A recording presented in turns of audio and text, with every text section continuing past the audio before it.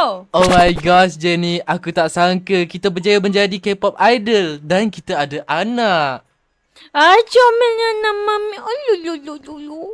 Comel kan? Aku rasa dia ikut muka aku lah. Alamak, ada Jinu dan kawan-kawan dia lagi. Hai semua.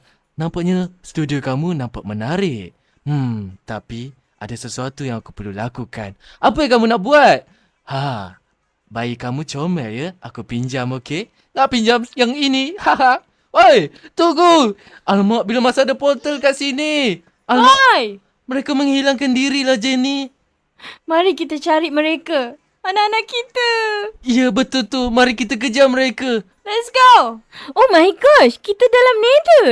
Iyalah, dan aku boleh nampak anak kita dekat situ lah, Jenny. Mari sini situ. Okey, hati-hati, Jenny.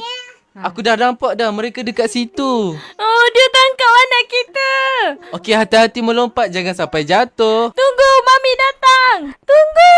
Alright, aku akan lompat di sini. Tunggu, satu lagi. Yes, berjaya. Oh my god, anakku. Alamak, dekat situ ada monster. Mari kita kalahkan mereka. Alright, mari kita kalahkan mereka. Hiya. Ya.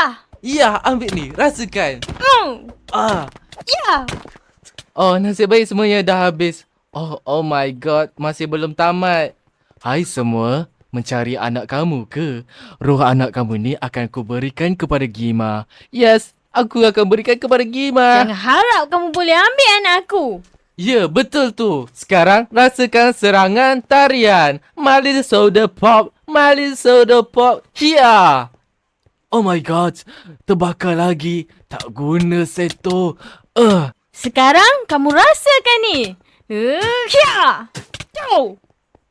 Ya, nice Jenny. Pergi dari sini. Nice. Alamak.